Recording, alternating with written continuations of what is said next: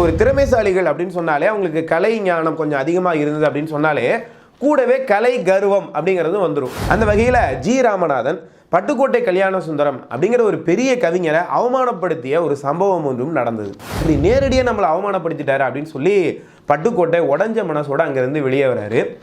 அப்போ ஒரு மனசில் என்ன நினச்சிக்கிறாரு அப்படின்னா, நமக்கு வாய்ப்பு கிடைச்சதுன்னா ஒரு நாள் இந்த ஆணவம் கொண்ட இசையமைப்பாளரிடம் நம்ம எவ்வளோ பெரிய கவிஞன் அப்படிங்கிறத காட்டணும் அப்படின்னு மனதில் நினைத்து கொள்கிறார்.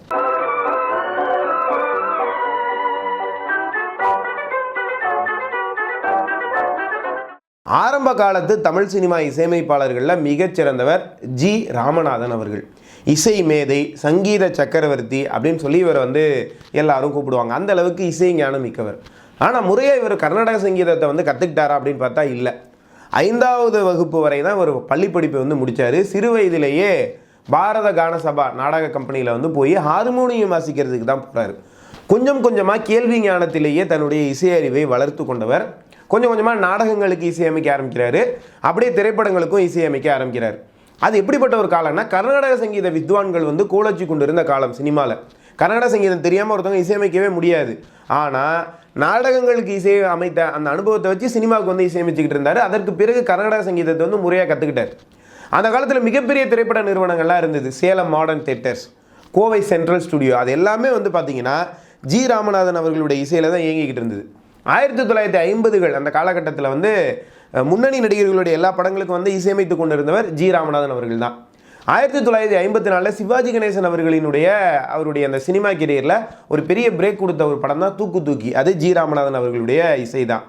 எம்ஜிஆருக்கு ஆரம்பகால படங்கள் வெற்றி படங்களாக அமைந்த சக்கரவர்த்தி திருமகள், புதுமை பித்தன், அது எல்லாமே ஜி ராமநாதனுடைய இசையில் தான் வெளிவந்தது. அதே மாதிரி சிவாஜி அவர்கள் பின்னாளில் நடித்த வீரபாண்டிய கட்டபொம்மன், கப்பலோட்டிய தமிழன், இதெல்லாம் ஜி ராமநாதன் அவர்களுடைய இசையில் வந்தது. தமிழ் சினிமாவில் அதிக நாள் ஓடிய படம் அப்படின்னு சொல்லி நீங்கள் எடுத்துக்கிட்டிங்கன்னா தியாகராஜ பாகவதர் நடித்த ஹரிதாஸ் அப்படின்னு சொல்லுவாங்க. 3 தீபாவளிகள் கண்ட படம் அப்படின்னு அந்த படத்தை சொல்லுவாங்க. 3 வருஷம் தொடர்ந்து ஓடிக்கொண்டே இருந்தது. அது ஜி ராமநாதன் அவர்களுடைய இசையில் வெளிவந்த ஒரு படம் தான். தியாகராஜ பாகவதரை அவருடைய அந்த சங்கீத திறமையை ரொம்ப சிறப்பாக பயன்படுத்தியவர் இவர். அதே மாதிரி மிகச்சிறந்த பாடகரான டி.எம். சௌந்தரராஜன் அவர்களே ஜி ராமநாதனை பற்றி என்ன சொல்லுவார் அப்படின்னா, இசைக்கலைஞர்களையும் பாடகர்களையும் பயங்கரமாக வேலை வாங்குவார். அவருக்கு பிடிச்சது வர வரைக்கும் விடவே மாட்டார். அவரே திருப்தி அடைஞ்சிட்டார் அப்படின்னு சொன்னால் வேறு எந்த இசையமைப்பாளர்கிட்டையும் நம்ம நல்ல பேர் வாங்கலாம் அப்படின்னு டி.எம். சௌந்தரராஜன் அவர்களே ஜி ராமநாதன் அவர்களை பற்றி குறிப்பிட்றாரு. அந்த அளவுக்கு ஒரு இசைஞானம் மிக்கவர். எந்த நேரத்தில் என்ன பேசுவார், என்ன சொல்லுவார் அப்படின்னு தெரியாது. எல்லாருமே அவருடைய இசையறிவை பார்த்து பயப்படுவாங்க. இதில் என்ன ஆகுது அப்படின்னு சொன்னால், ஒரு திறமைசாலிகள் அப்படின்னு சொன்னாலே அவங்களுக்கு கலை ஞானம் கொஞ்சம் அதிகமாக இருந்தது அப்படின்னு சொன்னாலே கூடவே கலை கர்வம் அப்படிங்கிறது வந்துடும். இது சாதாரண மனிதர்களுக்கு வர மாதிரியான ஒரு ஆணவம், அகம்பாவம் அப்படின்னு சொல்ல முடியாது. இவங்களுக்கு விஷயம் தெரிந்ததுனால இந்த கலை கர்வத்தை தவிர்க்க முடியாது. இதில் சில நேரங்களில் கொஞ்சம் கூடுதலாக பேசிடுறதும் கொஞ்சம் கூடுதலாக செய்கிறதும் இந்த மாதிரியான சம்பவங்கள் நடப்பது உண்டு. அந்த வகையில் ஜி ராமநாதன் பட்டுக்கோட்டை கல்யாண சுந்தரம் அப்படிங்கிற ஒரு பெரிய கவிஞரை அவமானப்படுத்திய ஒரு சம்பவம் ஒன்றும் நடந்தது. அது பட்டுக்கோட்டை கல்யாண சுந்தரம் புகழடையாத ஒரு காலகட்டம். படங்களில் பாடல்கள் எழுதுறதுக்காக வாய்ப்புகள் தேடி அலைஞ்சிக்கிட்டு இருக்கிறார். அப்போ ஒரு திரைக்கதை ஆசிரியர் ஏஎல் நாராயணன் அப்படின்னு சொல்லி அவர்கிட்ட போய் ஏதாவது பட வாய்ப்புகள் இருந்தால் கொஞ்சம் சொல்லுங்களேன் அப்படின்னு சொல்லி கேட்குறாரு. அப்போ ஏஎல் நாராயணன் என்ன சொல்கிறார் அப்படின்னா, இன்றைக்கி இருக்கக்கூடிய இதில் பார்த்தீங்கன்னா பெரிய இசையமைப்பாளர் யாருன்னா ஜி ராமநாதன் அவர்கள் தான். நம்ம போய் அவரை போய் பார்த்து வாய்ப்பு கேட்போம் அப்படின்னு சொல்லி கூட்டிகிட்டு போகிறாரு. இப்போ ஜி ராமநாதனுடைய அலுவலகத்தில் போகிறாங்க. ஜி ராமநாதன் டேபிள் போட்டு அதில் உட்காந்துருக்காரு. ஜி ராமநாதன் யாராவது வாய்ப்பு கேட்க வந்தாங்கன்னா ரொம்ப மரியாதையாக பவ்யமாக பயந்துக்கிட்டே வருவாங்க. ஏன்னா எந்த நேரத்தில் என்ன பேசுவார் என்ன செய்வார்னு தெரியாது. அந்தளவுக்கு எல்லாரும் அவரை பார்த்து கொஞ்சம் பயப்படுவாங்க. இப்போ ஏஎல் நாராயணன் போய் பட்டுக்கோட்டையை உட்கார வச்சு அறிமுகப்படுத்திட்டு, புது கவிஞர் ஒருத்தர் வாய்ப்பு கேட்டு வந்திருக்காரு, 4 வரி எழுதி காமிக்க சொல்கிறேன், நீங்கள் கொஞ்சம் பாருங்கள் அப்படின்னா, சரி எழுத சொல்லுங்கள் அப்படின்னோடனே இவரே ஒரு சின்னதாக ஒரு சிச்சுவேஷன் சொல்லி ஒரு 4 வரி எழுதி காட்டுப்பா அப்படிங்கிறாரு. பட்டுக்கோட்டை 4 வரி எழுதி ஜி ராமநாதன்ட்ட கொடுக்கறதுக்கு பதிலாக அவர் ஒரு வேலை பார்த்துறாரு. என்ன அப்படின்னா, ஜி ராமநாதனுக்கு முன்னால் இருக்கிற டேபிளில் தாளம் போட்டு இவர் பாட ஆரம்பிச்சிடறாரு. இது எங்கேருந்து வருது அப்படின்னு பார்த்தீங்கன்னா, பட்டுக்கோட்டை கவிஞர் மட்டும் கிடையாது, அவர் ஒரு வாக்கியக்கார பரம்பரையை சேர்ந்தவர். ஏன்னா கவிஞர்கள் எல்லாம் வாக்கியக்காரர்களாக தான் தமிழ்நாட்டில் இருந்தாங்க. இப்போ ஒரு கவிஞர்னா என்ன பண்ணணும்னா, அவரே பாட்டு எழுதி அவரே அதுக்கு மெட்டு போட்டு அவரே மக்கள் மத்தியில் பாடினா அவர் வாக்கியக்காரர். இப்படி தான் ஒரு மரபு இருந்தது. கம்பர் அந்த மாதிரி தான் மக்கள் மத்தியில் பாடியதாக செய்தி இருக்குது. பாரதியாரே அந்த மாதிரி வாய் விட்டு பாடுவார். அதனால தான் பாரதியார் பாடல்களில் பார்த்தீங்கன்னா தாளம், ராகம் அப்படின்லாம் மேலே இருக்கும் பார்த்தீங்களா. ஏன்னா கவிஞர்கள் அப்படிங்கிறவங்க பாடுவாங்க, அதாவது வாக்கியக்காரர்னு சொல்லுவாங்க. அவரே பாட்டு எழுதி அவரே டியூன் போட்டு பாடுறது. பாபநாசம் சிவன் பார்த்தீங்கன்னா அவர் வந்து வாக்கியக்காரர். இப்படி இந்த வாக்கியக்கார பரம்பரையிலேயே கடைசி கவிஞர் யாருன்னு கேட்டிங்கன்னா பட்டுக்கோட்டை கல்யாண சுந்தரம் தான். அவருக்கு அப்புறம் யாருமே வரல.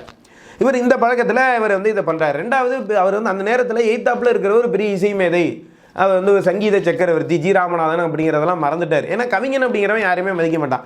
நீ இசை மேதை வேணா இரு, யாரா வேணா இருன்னு சொல்லிட்டு இவர் வாட்டுக்க கலை ஆர்வத்தில் ஜி ராமநாதனுடைய டேபிள்லேயே என்ன பண்ணுறாரு, தாளத்தை போட்டு பாட ஆரம்பிச்சிடறாரு. ஏன்னா பட்டுக்கோட்டை வந்து தீப்பெட்டி கிடைச்சாலோ பரிச்சட்டை கிடைச்சாலோ தாளம் போட்டு பாட ஆரம்பிச்சிருவார். அங்கே எதுவுமே இல்லை, அது ஜி ராமநாதனுடைய டேபிளாக இருந்தாலும் பரவாயில்லன்னு சொல்லி இவர் வாட்டுக்கு தாளம் போட்டு பாடுறாரு.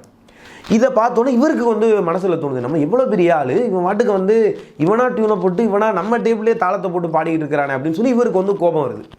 ரெண்டாவது, பட்டுக்கோட்டை கவிதை எழுதக்கூடிய அந்த முறை இருக்கு இல்லையா, அது வந்து ஜி ராமநாதனால் ஆரம்பத்தில் ஏற்றுக்க முடியல. ஏன்னு கேட்டிங்கன்னா, அவர் பாபநாசம் சிவன், உடுமலை நாராயணகவி, தஞ்சை ராமையாதாஸ் இந்த மாதிரி பழைய கவிஞர்களோட வந்து அவர் பழக்கப்பட்டவர். ஆனால் பட்டுக்கோட்டை வந்து என்ன பண்ணுறாரு அப்படின்னா, தமிழை வந்து கொஞ்சம் எளிமைப்படுத்தி சாதாரண மக்களுக்கும் பாமர மக்களுக்கும் புரிகிற மாதிரியான வார்த்தைகளை போட்டு எழுதுறாரு. இது வந்து இவருக்கு ரெண்டு சேர்ந்துக்கும் வந்து ஏல் நாராயணன்ட்ட ஒரு வார்த்தையை விட்டுறாரு. என்னங்க இவன் மாட்டுக்கு வந்து டேபிளில் வந்து தாளத்தை தட்டி பாடிக்கிட்டு இருக்கிறான், இந்த மாதிரி கொலை சிந்து எழுதுறவனையெல்லாம் ஏங்க கவிஞன்னு கூட்டிகிட்டு வந்து என் நேரத்தை வீணடிக்கிறீங்க, இவராலெல்லாம் பாட்டெல்லாம் எழுத முடியாது, கூட்டிகிட்டு போங்க அப்படின்னு மூஞ்சில் அடித்த மாதிரி சொல்லிடுறாரு. இது பட்டுக்கோட்டைக்கு வந்து தலைகுனிவையும் அவமானத்தையும் ஏற்படுத்தியதோடு அவருடைய மனதை ரொம்ப காயப்படுத்திடுது. அவர் எவ்வளோ பெரிய ஆளாவனா இருக்கலாமே, இப்படி நேரடியாக நம்மளை அவமானப்படுத்திட்டாரு அப்படின்னு சொல்லி பட்டுக்கோட்டை உடஞ்ச மனசோடு அங்கேருந்து வெளியே வராரு. அப்போ அவர் மனசில் என்ன நினச்சிக்கிறாரு அப்படின்னா, நமக்கு வாய்ப்பு கிடைச்சதுன்னா ஒரு நாள் இந்த ஆணவம் கொண்ட இசையமைப்பாளரிடம் நம்ம எவ்வளோ பெரிய கவிஞன் அப்படிங்கிறத காட்டணும் அப்படின்னு மனதில் நினைத்து கொள்கிறார். அதற்கான ஒரு நாள் ஒன்றும் வந்தது. ஏன்னா காலம் மாறிடுது. பாசவலை அப்படிங்கிற படத்தில் குட்டியாடு தப்பி வந்தால் குள்ள நெறிக்கு சொந்தம் அப்படின்னு ஒரு பட்டுக்கோட்டை வந்து ஒரு பாடல் எழுதி ரொம்ப புகழடைஞ்சார். அதை பற்றி நம்ம தனியாகவே ஒரு வீடியோ போட்டிருக்கோம், வாய்ப்பு இருந்தால் அந்த வீடியோவை போய் பாருங்கள். இப்போ பட்டுக்கோட்டை வந்து இல்லாமல் படம் எடுக்க முடியாதுன்னு சொல்லி எல்லா தயாரிப்பாளர்களும் போய் பட்டுக்கோட்டை வீட்டு வாசலில் காரோடு நிற்கக்கூடிய ஒரு காலம் ஒன்று வந்துவிட்டது. எம்ஜிஆருக்கும் பட்டுக்கோட்டைக்கும் பெரிய நட்பு ஏற்பட்டு என்னுடைய படங்கள் முழுக்க பட்டுக்கோட்டை வந்து பாட்டு எழுதணும் அப்படின்னு சொல்லி எம்ஜிஆர் வந்து ஒத்த காலில் நின்றுட்டு இருக்கிறாரு. ஆனால் அது வரைக்கும் பார்த்தீங்கன்னா ஜி ராமநாதன் வந்து பட்டுக்கோட்டையை வந்து ஏற்றுக்கல. பெரும்பாலும் அவருடைய படங்களில் பட்டுக்கோட்டையினுடைய பாடல்கள் வந்து இடம்பெறாது. இந்த சூழ்நிலையில் 1956 சக்கரவர்த்தி திருமகள் அப்படிங்கிற ஒரு படம் வந்து உமா பிக்சர் சார்பில் ஆரம்பிக்குது. பா நீலகண்டனுடைய இயக்கத்தில் எம்ஜிஆரை வந்து கதாநாயகனாக வச்சு. இந்த படத்துக்கு இசை யாருன்னா ஜி ராமநாதன் அவர்கள். ஆனால் இந்த பட நிறுவனம் என்ன பண்ணுறாங்க அப்படின்னா, பட்டுக்கோட்டை வந்து பாடல் எழுதணும் அப்படின்னு சொல்லி விரும்புகிறாங்க. இன்னொரு பக்கம் வந்து எம்ஜிஆரும் பட்டுக்கோட்டையை வந்து விரும்புகிறார். ஆனால் ஜி ராமநாதன் வந்து பார்த்தீங்கன்னா வழக்கம் போல் அந்த பழைய கவிஞர்களை வச்சுக்கிட்டே வந்து பாடல்களை உருவாக்கிக்கிட்டு போகிறார். படத்தில் கூமா பாலசுப்ரமணியம் வந்து பாட்டு எழுதுறாரு, கூசா கிருஷ்ணமூர்த்தி, கேடி சந்தானம், தஞ்சை ராமையாதாஸ் இவங்கெல்லாம் பாடல் எழுதிட்டு இருக்காங்க. ஆனால் புகழினுடைய உச்சத்தில் இருக்கக்கூடிய பட்டுக்கோட்டைக்கு வந்து வாய்ப்பு இல்லை. ஆனால் இப்போ எல்லாரும் சொன்னதுனால கடைசியாக இருக்கக்கூடிய ஒரு பாடலை வேறு வழி இல்லை, இப்போ பட்டுக்கோட்டை அவர்கள் அழைக்கப்படுகிறார். ஆனால் பட்டுக்கோட்டை வந்து ரொம்ப பிஸியாக இருக்கிறதுனால 3 நாள் கழித்து தான் வருவார் அப்படிங்கிற மாதிரியான ஒரு நிலைமை. இப்போ ஜி ராமநாதன் பட்டுக்கோட்டைக்காக காத்திருக்கிறார்.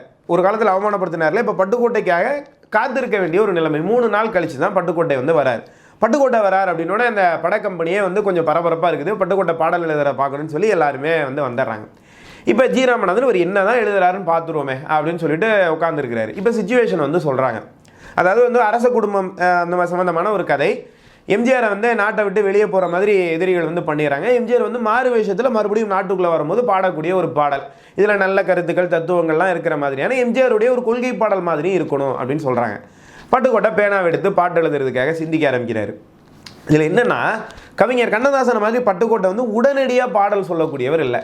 யோசிச்சு ரொம்ப நேரம் எடுத்துக்கிட்டு தான் எழுதுவார். இப்படி கொஞ்சம் நேரம் யோசிச்சு காலவாசம் எடுத்துக்கிறாரு, அவரால் எழுத முடியல. இப்போ ஜி ராமநாதன் ரியாக்ஷன் கொடுத்துட்டு இருக்கிறாரு. என்னங்க பெரிய கவிஞர்னு சொல்லி 3 நாள் காத்திருந்து கூட்டிகிட்டு வந்தோம், ஒன்றும் எழுத மாட்டேங்கிறாரு அப்படிங்கிற மாதிரியான ஒரு ரியாக்ஷன் கொடுத்துக்கிட்டே இருக்காரு. எப்படா இந்த பாடலை ஆரம்பிக்கிறது, நல்ல பாட்டாக எழுதணும் அப்படின்னு சொல்லி எப்படி ஆரம்பிக்கலாம் அப்படின்னு சொல்லி அவர் யோசிச்சுக்கிட்டே இருக்கிறாரு. அப்போ இவங்க உட்காந்துருந்த அறைக்கு பக்கத்தில் வந்து பார்த்தீங்கன்னா அந்த பானைகளை உருட்டுற சத்தம் கேட்டுருக்குது. பார்த்தா அங்கே ஒரு பூனை வந்து அங்கே இருக்கிற சட்டி பானையெல்லாம் உருட்டிக்கிட்டு இருக்குது. அதை வச்சுக்கிட்டு ஒரு தொகையற ஆரம்பிக்கிறாரு பட்டுக்கோட்டை. உறங்கையிலே பானைகளை உருட்டுவது பூனை குணம், பார்ப்பதற்கு உருப்படியாய் இருப்பதுவை கெடுப்பதுவும் குரங்கு குணம், ஆற்றில் இறங்குவோரை கொண்டு இரையாக்கள் முதலை குணம், இது அத்தனையும் மனிதனிடம் மொத்தமாய் வாழுதடா அப்படின்னு ஒரு அற்புதமான தொகையரா எழுதுறாரு. இது கொஞ்சம் வந்து மறைமுகமாக ஜி ராமநாதனை தாக்குற மாதிரியான ஒரு வரி அப்படின்னு வந்து சொல்லலாம். பட்டுக்கோட்டை பாடல் எழுதக்கூடிய அந்த அழகை பார்த்து எல்லாருமே கொஞ்சம் ஆச்சரியப்பட்டு போகிறார்கள். இப்படி தொகையரா எழுதிக்கிட்டு பல்லவிக்குள்ள நுழையிறாரு, அந்த பாடலை முடிக்கிறாரு. அந்த பாடல் அங்கிருந்த எல்லோரையும் ஆச்சரியப்படுத்துகிறது. குறிப்பாக பட்டுக்கோட்டை கல்யாண சுந்தரத்தை குறைத்து எடை போட்ட ஜி ராமநாதனே ஆச்சரியத்தோடு அந்த பாடலை வந்து பார்க்கிறாரு. அந்த பாடல் தான் மனுஷன் பிறக்கும் போது பிறந்த குணம் போக போக மாறுது, எல்லாம் இருக்கும்போது பிரிந்த குணம் இறக்கும் போது சேருது அப்படிங்கிற பாடல். பிறக்கும் போது பிறந்த குணம் போக போக மாறுது, எல்லாம் இருக்கும் போது பிரிந்த குணம் இறக்கும் போது சேருது. இப்படி ஒரு பல்லவி எழுதிட்டு அடுத்த சரணங்களுக்குள்ள போய் பட்டுக்கோட்டை விளையாட ஆரம்பிக்கிறாரு. அதில் ஒரு இடத்துல தன்னுடைய கொள்கையான கடவுள் மறுப்பு கொள்கையும் உள்ள கொண்டு வராரு பட்டுக்கோட்டை கல்யாண சுந்தரம். ஒரு இடத்துல சொல்றாரு, நட்டக்கல்லை தெய்வம் என்று சொன்னால் நம்பி ஒப்புக்கொள்ளும் மூடருக்கு முன்னால் நாம் கதறி என்ன புலம்பி என்ன தோளா, ஒன்றுமே நடக்கவில்லையே ரொம்ப நாளா அப்படின்னு ஒரு வரியை போடுறாரு. இந்த வரியை பார்த்து ஒட்டுமொத்த படக்குழுவும் அதிர்ச்சி அடைஞ்சு போயிடுறாங்க. என்னங்க கடவுள் மறுப்பு கொள்கை தான், ஆனால் இதை இப்படி நேரடியாக குத்துற மாதிரி சொன்னால் பிரச்சனை வந்துருமே, இதை வரியை மாற்றுங்க அப்படிங்கிறாங்க. ஆனால் ஆரம்பத்தில் பட்டுக்கோட்டை வரியை மாற்ற ஒத்துக்கலை. அவர் சொல்கிறார், எம்ஜிஆரும் திராவிட இயக்கத்துக்காரர் தானே, கடவுள் மறுப்பு கொள்கை உடையவர் தானே, அதனால் வச்சுக்கலாம் அப்படிங்கிறாங்க. இல்லை, அது உண்மைதான், அவர் கடவுள் மறுப்பு கொள்கை உடையவர் தான். ஆனால் இப்படி நேரடியாக சொன்னோம்னா கடவுள் மறுப்பு விஷயத்தை சொன்னோம்னா அது பிரச்சனையாயிரும், இதை எப்படியா கொஞ்சம் மாற்றுங்க அப்படின்னு சொல்லி கேட்குறாங்க. இந்த விஷயத்தையும் ஜி ராமநாதன் அவர்கள் பார்த்துக்கிட்டு இருக்கிறார். உடனே பட்டுக்கோட்டை கல்யாண சுந்தரம் யோசிக்கிறாரு, சரி இப்போ நட்டக்கல்லை தெய்வம் என்று சொன்னால் அப்படிங்கிற வரியை மாற்றணும் அப்படி தானே அப்படின்னு சொல்லிட்டு இன்னொரு வரி கொடுக்குறாரு. உப்புக்கல்லை வைரம் என்று சொன்னால் நம்பி ஒப்புக்கொள்ளும் மூடருக்கு முன்னால் நாம் கதறி என்ன புலம்பி என்ன தோளா, ஒன்றுமே நடக்கலையே ரொம்ப நாளா அப்படின்னு சொல்லி கொஞ்சம் கம்யூனிச தத்துவத்தையும் உள்ளே கொண்டு தோளா அப்படிங்கிற அந்த மாதிரியான தோழருங்கிற மாதிரி வார்த்தைகளை எல்லாம் உள்ளே கொண்டு அழகாக அதை மாற்றுறாரு. பட்டுக்கோட்டை கல்யாண சுந்தரம் எப்படி பாடல் எழுதுவார் அப்படிங்கிறத தான் ஜி ராமநாதன் உணர்ந்து ஆச்சரியப்பட்டு கொண்டு இருக்கிறார். ஆனால் அதில் ஒரு பிரச்சனை வந்ததுன்னா அதை எப்படி லாவகமாக கையாள்வார், எந்த அளவுக்கு ஒரு கவித்துவம் கொண்டவர் அப்படிங்கிறத அன்னைக்கு தான் ஜி ராமநாதன் அவர்கள் மனதால் உணர்றாரு. ஆனால் தன்னுடைய அந்த தவறை நினைத்து வருத்தப்படுகிறார். இந்த சம்பவத்திற்கு பிறகு அந்த பழைய கவிஞர்கள் இருக்காங்க இல்லையா, அவங்களுக்கு கொடுத்த அதே மரியாதையை பட்டுக்கோட்டை கல்யாண சுந்தரத்துக்கும் மிகச்சிறந்த இசையமைப்பாளரான ஜி ராமநாதன் கொடுக்க ஆரம்பிக்கிறாரு. பட்டுக்கோட்டை கல்யாண சுந்தரத்தை ஒரு மிகச்சிறந்த கவிஞராக ஏற்றுக்கொள்ளுகிறார். ஆரம்பத்தில் புறக்கணிச்சிருந்தாலும் மிகச்சிறந்த இசையமைப்பாளர் இசை மேதையான ஜி ராமநாதன் அவர்களுடைய வாயாலேயே இவர் மிகச்சிறந்த கவிஞர் அப்படின்னு சொல்லி ஏற்றுக்கொள்ளப்பட்ட ஒருவர் தான் பட்டுக்கோட்டை கல்யாண சுந்தரம். அப்படிப்பட்ட கவி ஆளுமைக்கு சொந்தக்காரரான பட்டுக்கோட்டை கல்யாண சுந்தரம் அவர்களை பற்றி சில விஷயங்களை, அவருடைய வாழ்க்கையில் நடந்த ஒரு செய்தியை இந்த வீடியோவில் உங்களோட ஷேர் பண்ணிக்கிட்டது எனக்கு ரொம்பவே மகிழ்ச்சி. இப்படி பட்டுக்கோட்டை கல்யாண சுந்தரம் அவர்களுடைய வாழ்க்கையில் நடந்த பல அரிய செய்திகள் நம்முடைய யூடியூப் சேனலில் காணொலிகளாக இருக்குது. கீழே இருக்கக்கூடிய அந்த பட்டுக்கோட்டை கல்யாண சுந்தரம் அப்படிங்கிற பிளேலிஸ்ட்டை நீங்கள் கிளிக் பண்ணி அத்தனை காணொலிகளையும் நீங்கள் காணலாம். இந்த யூடியூப் சேனல் உங்களுக்கு பிடிச்சிருக்கு அப்படின்னு சொன்னால் இந்த சேனலை சப்ஸ்கிரைப் செய்யுங்கள் நேயர்களே. மறுபடியும் அடுத்த காணொலியில் உங்களை எல்லாம் சந்திக்கிறேன். அதுவரை உங்களிடமிருந்து விடைபெறுவது உங்கள் அன்பு நண்பன் துரை சரவணன். நன்றி, வணக்கம், வாழ்க தமிழ்.